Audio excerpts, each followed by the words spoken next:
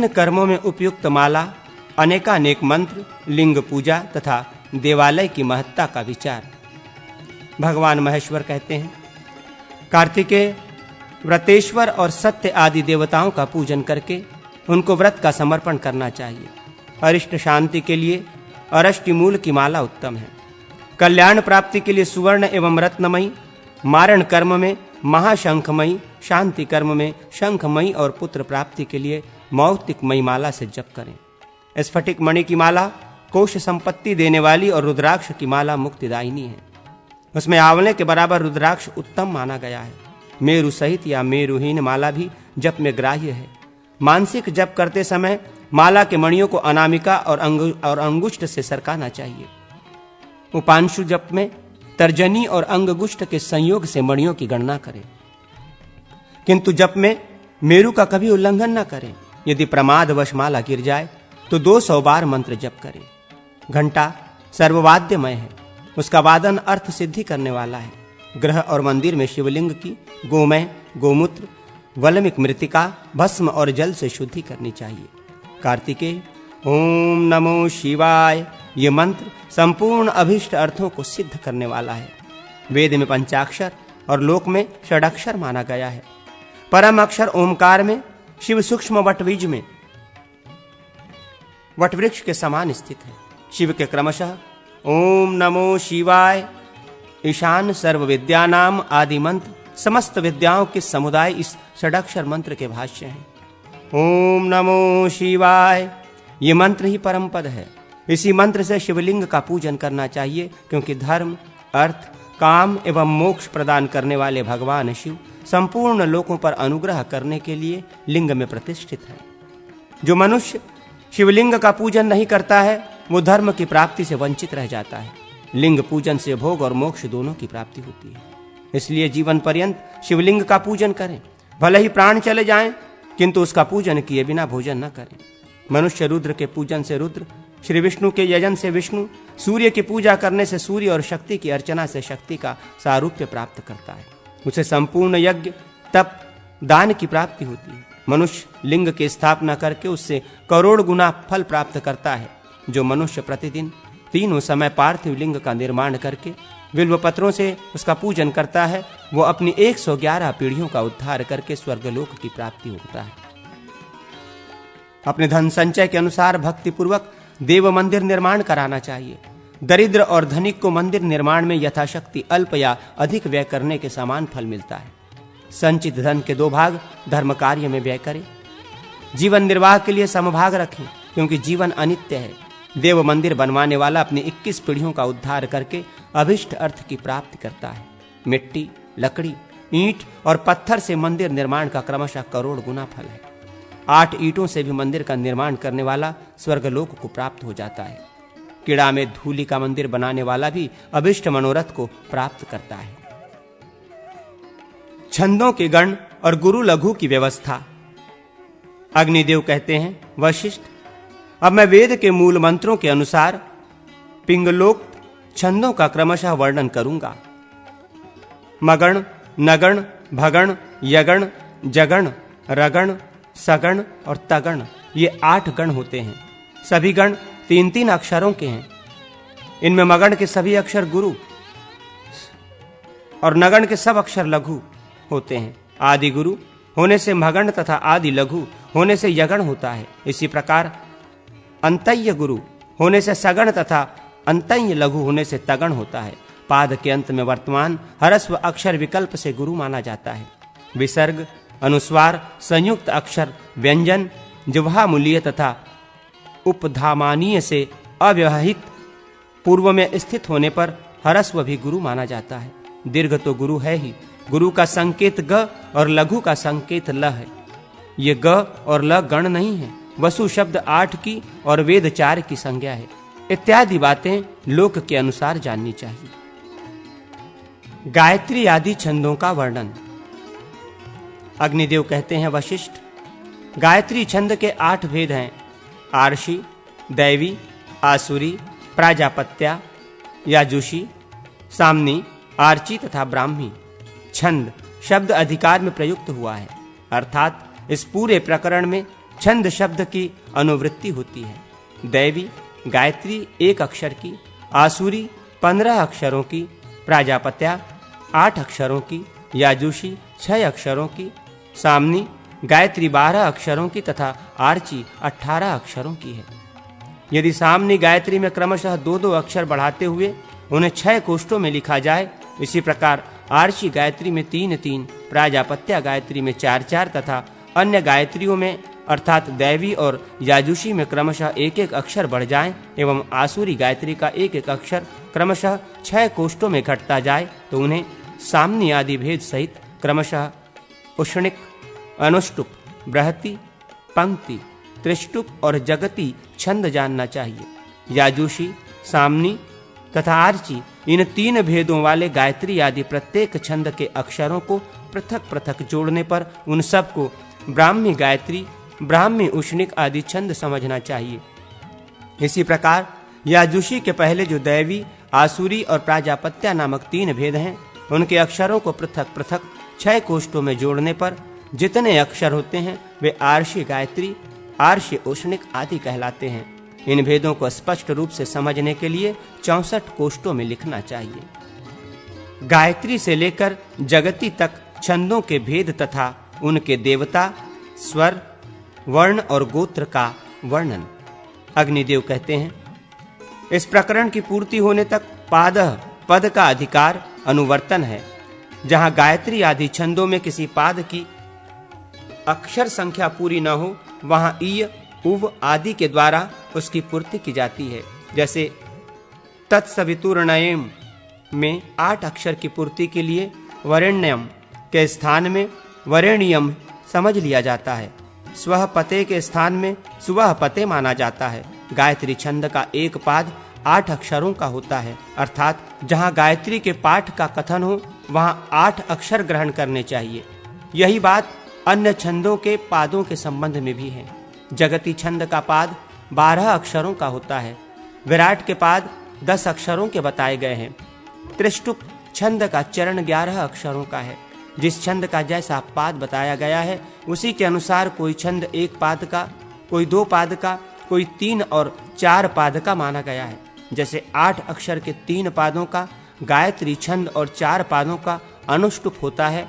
आदि छंद अर्थात गायत्री कहीं 6 अक्षर के पादों से 4 पादों की होती है।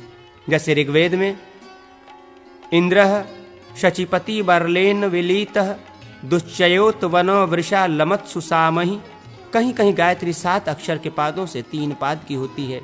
जैसे ऋग्वेद में युवाकु ही शचीना युवाकु सुमति नाम भूयाम वाजदग्नाम, वो 7 अक्षरों वाली गायत्री पाद निश्चित संज्ञा धारण करती है। यदि गायत्री का प्रथम पाद 8 अक्षरों का, द्वितीय पाद 7 अक्षरों का तथा तृतीय पाद 6 अक्षरों का हो तो वो प्रतिष्ठा गायत्री नामक छंद होता है। जैसे ऋग्वेद में आप प्रणीत भेषजयम वरुथम तन्वे मम ज्योक च सूर्य दृशे, इसके विपरीत यदि गायत्री का प्रथम पाद 6, द्वितीय पाद 7 और तृतीय पाद 8 अक्षरों का हो तो उसे वर्धमाना गायत्री कहते हैं। यदि 3 पादों वाली गायत्री का प्रथम पाद 6, द्वितीय पाद 8 और तीसरा पाद 7 अक्षरों का हो तो उसका नाम अतिपाद निश्चित होता है। यदि 2 चरण 9-9 अक्षरों के हों और तीसरा चरण 6 अक्षरों का हो तो वो नागी नाम की गायत्री होता है। जैसे ऋग्वेद में अग्ने तमद्याक्ष्वम न स्तोमय क्रतुम न भद्रम हृदय स्पर्शम रिद्धयामम ओहम, यदि प्रथम चरण 6 अक्षरों का और द्वितीय तृतीय 9-9 अक्षरों के हों तो वाराही गायत्री नामक छंद होता है। जैसे सामवेद में अग्ने मृड महा अस्यय या देववयुम जनम येथ बहिर्हासदम, अब तीसरे अर्थात विराट नामक भेद को बतलाते हैं। जहां 2 ही चरणों का छंद हो वहां यदि प्रथम चरण 12 और द्वितीय चरण 8 अक्षर का हो तो वो द्विपाद विराट नामक गायत्री छंद है। जैसे ऋग्वेद में निभर्यमानो हर्यतो विचक्षणो राजा देव समुद्रीय, 11 अक्षरों के 3 चरण होने पर त्रिपाद विराट नामक गायत्री होती है। जैसे ऋग्वेद में नृभ्यमानो हर्यतो विचक्षणो राजा देव समुद्रीय 11 अक्षरों के 3 चरण होने पर त्रिपाद विराट नामक गायत्री होती है। उदाहरण, ऋग्वेद में दुह्यन मित्रधीतये युवाकुराये च नोमितिनम वाजवत्यये इषे च तनो मिमितम धैनुमत्यये। जब 2 चरण 8-8 अक्षरों के और 1 चरण 12 अक्षरों का हो तो वेद में उसे उष्णिक नाम दिया गया है। प्रथम और तृतीय चरण 8 अक्षरों के हों और बीच का द्वितीय चरण 12 अक्षरों का हो तो वो 3 पादों का कक्कुप उष्णिक नामक छंद होता है। जैसे ऋग्वेद में सुदेव समहासती सुवीरो नरमरुतः सह मर्त्यः यम राधव्यस्य स्यायसते। जब प्रथम चरण 12 अक्षरों का और द्वितीय चरण 8-8 अक्षरों के हों तो पुरु उष्णिक नामक 3 पादों वाला छंद होता है। जैसे ऋग्वेद में अपस्वरवंतर मृतमप्सु भेष जपामुत प्रष्टये देवा भवतवाजीन। जब प्रथम और द्वितीय चरण 8-8 अक्षरों के हों और तृतीय चरण 12 अक्षरों का हो तो परोष्णिक छंद होता है। जैसे ऋग्वेद में अग्निवाजस्य गोमत ईशानः सहसो यहो अस्मेधेहि जातवेदो मही श्रवः। 7 अक्षरों के 4 चरण होने पर भी उष्णिक नामक छंद होता है। जैसे ऋग्वेद में नदम व ओदतीनाम नदम यो युवतीनाम पतिनम वो अभ्यानानाम धेनुनाम मिष यशुधियसी। 8 अक्षरों के 4 चरणों का अनुष्टुप नामक छंद होता है। जैसे यजुर्वेद में सहस्र शीर्षा पुरुषः सहस्त्राक्षाः सहस्त्रपाताः सभूमिं सर्वतः स्पृत्वा अतितिष्ठतु लंगरम। अनुष्टुप छंद कहीं कहीं 3 चरणों का भी होता है। त्रिपाद अनुष्टुप 2 तरह के होते हैं। एक तो वो है जिसके प्रथम चरण में 8 तथा द्वितीय और तृतीय चरणों में 12-12 अक्षर होते हैं। दूसरा वो है जिसका मध्यम अथवा अंतिम पाद 8 अक्षर का हो तथा शेष 2 चरण 12-12 अक्षर के हों। 8 अक्षर के मध्यम पाद वाले त्रिपाद अनुष्टुप का उदाहरण है। जैसे ऋग्वेद में पयूर्पु प्रधन्व वाजसातय परिवत्राणि सक्षणीय द्विस्तरध्या ऋणया नय्यसे तथा 8 अक्षर के अंतिम चरण वाले त्रिपाद अनुष्टुप का उदाहरण ऋग्वेद में मां कस्मै धातमभ्य मित्रणे नो मा कुत्रा नो ग्रभ्यो धेनवो गु स्थान भुजो अशीश्वे। यदि 1 चरण जगति का अर्थात 12 अक्षर का हो और शेष 3 चरण गायत्री के अर्थात 8-8 अक्षर के हों तो ये 4 चरणों का वृहति छंद होता है। इसमें भी जब पहले का स्थान तीसरा चरण ले ले अर्थात वही जगति का पाद हो और शेष 3 चरण गायत्री के हों तो उसे पथ्या बृहति कहते हैं। जैसे सामवेद में मां चिदन्यद विशंसत सखायो मां ऋषणयत इंद्रमित स्तुता वृषण सचा सुते महुरुक्ताच शंसत। जब पहले वाला जगति का चरण द्वितीय पाद हो जाए और शेष 3 गायत्री के चरण हों तो न्युंग गुसारणी वृहति नामक छंद होता है। जैसे ऋग्वेद में मत्स्यपाई ते मह पात्रसयो हरिवो मत्सरो मदः वृषाते वृष्ण इंद्रवाजी सहस्र सातमः। आचार्य क्रोष्टुकी के मत में ये न्युंग सारिणी स्कंद या ग्रीवा नामक छंद है। यास्काचार्य ने इसे ही उरुबृहति नाम दिया है।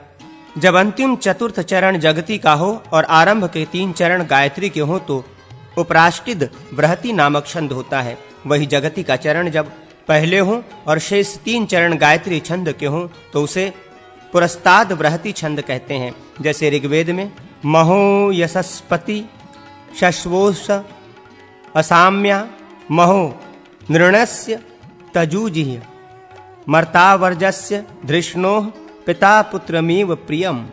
वेद में कहीं कहीं 9 अक्षरों के 4 चरण दिखाई देते हैं। वे भी बृहति छंद के ही अंतर्गत हैं। उदाहरण के लिए ऋग्वेद में त्वं त्वा वयं पीतो वचोभिर्गवो न हव्या सुषुदिम देवेभ्य सत्वा सधमाधम स्तंभम वा सधमादम। जहाँ पहले 10 अक्षर के 2 चरण हों फिर 8 अक्षरों के 2 चरण हों उसे भी बृहति छंद कहते हैं। जैसे सामवेद में केवल जगती छंद के 3 चरण हों तो उसे माँ बृहति कहते हैं। जैसे ऋग्वेद में अजीजनो अमृत मर्त्यशिवा ऋतुस्य धर्मन्न मृतस्य चारुणः सदा सरो वाजमच्छास निदित। तांडी नामक आचार्य के मत में यही सतोबृहति नामक छंद है। जहाँ 2 पाद 12-12 अक्षरों के और 2 8-8 अक्षरों के हों तो वहाँ पंक्ति नामक छंद होता है। यदि विषम पाद अर्थात प्रथम और तृतीय चरण पूर्व कथना अनुसार 12-12 अक्षरों के हों और शेष दोनों 8-8 अक्षरों के हों तो उसे सतपंक्तिक नामक छंद कहते हैं। जैसे ऋग्वेद में यम त्वा देवासो मनवे दधूरिह यजिष्टम हव्यवाहन यकर्णवो मेध्यातिथि वर्धन स्मृतः यम वृषा यमुपस्तुतः। यदि वे ही चरण विपरीत अवस्था में हों अर्थात प्रथम तृतीय चरण 8-8 अक्षरों के और द्वितीय चतुर्थ 12-12 अक्षरों के हों तो भी वो छंद सतपंक्ति ही कहलाता है। जैसे ऋग्वेद में यरिष्ये श्रावयत सखा विश्वेत वेद जनिमा पुरुष्टुतः तम विश्वे मानुषा युगे इंद्रम हवन्ते तविषम यथा सुचः। जब पहले के 2 चरण 12-12 अक्षरों के हों और शेष दोनों 8-8 अक्षरों के तो उसे प्रस्तार पंक्ति कहते हैं। 11वें श्लोक में बताए हुए पंक्ति छंद के लक्षण से ही ये गतार्थ हो जाता है, तथापि विशेष संज्ञा देने के लिए यहाँ पुनः उपादान किया गया है। मंत्र ब्राह्मण में इसका उदाहरण इस प्रकार है। काम वेदते मदो नामासि समानया अमुम सुराते अभवत परमत्र जन्मा अग्ने तपसा निर्मितोसी। जब अंतिम 2 चरण 12-12 अक्षरों के हों और आरंभ के दोनों 8-8 अक्षरों के हों तो आस्तार पंक्ति नामक छंद होता है। जैसे ऋग्वेद में भद्रम नो अपि वातय मनो दक्षमुत कृतुम अधाते सख्य अंधसो वीवो मदरणम गावो न यवसे विवक्षसे। यदि 12 अक्षरों वाले 2 चरण बीच में हों और प्रथम एवं चतुर्थ चरण 8-8 अक्षरों के हों तो उसे विस्तार पंक्ति कहते हैं। जैसे ऋग्वेद में अग्ने तव श्रवो वयो मही भ्रांतजे अर्चयो विभावसो बृहद्दानो शवसा वाजमुकथ्यम दधासी दाशुषे कवे। यदि 12 अक्षरों वाले 2 चरण 12 हों अर्थात प्रथम एवं चतुर्थ चरण के रूप में हों और बीच के द्वितीय तृतीय चरण 8-8 अक्षरों के हों तो वो संस्तार पंक्ति नामक छंद होता है। जैसे ऋग्वेद में पितृभृतो नतन्तुमिन सुदानवः प्रतिदध्मो यजामसि उषा अप स्वस्थ सूतम संवर्यति वर्तनी सुजाता तता। 5-5 के अक्षरों के 4 पाद होने पर अक्षर पंक्ति नामक छंद होता है। जैसे ऋग्वेद में प्रशुक्रेतु देवी मनीषा अस्मत् संतुष्टो रथो नवाजी। 5 अक्षरों के 2 ही चरण होने पर अल्पशः पंक्ति नामक छंद कहलाता है। जहाँ 5-5 अक्षरों के 5 पाद हों वहाँ पद पंक्ति नामक छंद जानना चाहिए। जैसे ऋग्वेद में धृतम न पुतम तनुरेरिपाह शुचि हिरण्यम तत्वे रुक्मोच रोचत स्वभावः। जब पहला चरण 4 अक्षरों का, दूसरा 6 अक्षरों का तथा शेष 3 पाद 5-5 अक्षरों के हों तो भी पद पंक्ति छंद ही होता है। 8-8 अक्षरों के 5 पादों का पथ्या पंक्ति नामक छंद कहा गया है। 8-8 अक्षरों के 6 चरण होने पर जगति पंक्ति नामक छंद होता है। त्रिष्टुप अर्थात 11 अक्षरों का 1 पाद हो और 8-8 अक्षरों के 4 पाद हों तो 5 पादों का त्रिष्टुब्य ज्योतिष्मी नामक छंद होता है। इसी प्रकार जब एक चरण जगति का अर्थात 12 अक्षरों का हो और 4 चरण गायत्री के 8-8 अक्षरों के हों तो उस छंद का नाम जगति ज्योतिषमति होता है। यदि पहला ही चरण 11 अक्षरों का हो और शेष 4 चरण 8-8 अक्षरों के हों तो पुरस्ता ज्योति नामक त्रिष्टुप छंद होता है। और यदि पहला ही चरण 12 अक्षरों का तथा शेष 4 चरण 8-8 के हों तो पुरस्ता ज्योति नामक जगति छंद होता है। जब मध्यम चरण 11 अक्षरों का और आगे पीछे के 2-2 चरण 8-8 के हों तो मध्य ज्योति नामक त्रिष्टुप छंद होता है। इसी प्रकार जब मध्यम चरण 12 का तथा आदि अंत के 2-2 चरण 8-8 के हों तो मध्य ज्योति नामक जगति छंद होता है। जब आरंभ के 4 चरण 8-8 अक्षरों के हों तथा अंतिम चरण 11 अक्षरों का हो तो उसे उपरिष्टा ज्योतिष नामक त्रिष्टुप छंद कहते हैं। इसी प्रकार जब आदि के 4 चरण पूर्ववत 8-8 के हों और अंतिम पाद 12 अक्षरों का हो तो उसका नाम उपरिष्टा ज्योति जगति छंद होता है। गायत्री आदि सभी छंदों के एक पाद में यदि 5 अक्षर हों तथा अन्य पादों में पहले के अनुसार नियत अक्षर ही हो तो उस छंद का नाम शंकुमति होता है। जैसे प्रथम पाद 5 अक्षर का और 3 चरण 6 अक्षरों का होने पर उसे शंकुमति गायत्री कह सकते हैं। जब एक चरण 6 अक्षरों का हो और अन्य चरणों में पहले बताए अनुसार नियत अक्षर ही हो तो उसका नाम ककुदमती होगा। जहाँ 3 पाद वाले छंद के पहले और दूसरे चरण में अधिक अक्षर हो और बीच वाले में बहुत ही कम हो वहाँ उस छंद का नाम पिपीलिक मध्या होगा।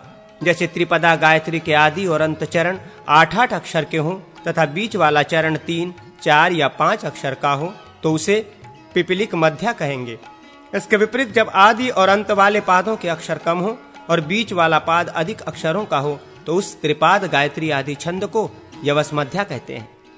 यदि गायत्री या उष्णिक आदि छंदों में केवल एक अक्षर की कमी हो उसकी निश्चित ये विशेष संज्ञा होती है। एक अक्षर की अधिकता होने पर वो छंद भूरिक नाम धारण करता है। इस प्रकार 2 अक्षरों की कमी रहने पर विराट और 2 अक्षर अधिक होने पर स्वराट संज्ञा होती है। संदिग्ध अवस्था में आदि पाद के अनुसार छंद का निर्णय करना चाहिए।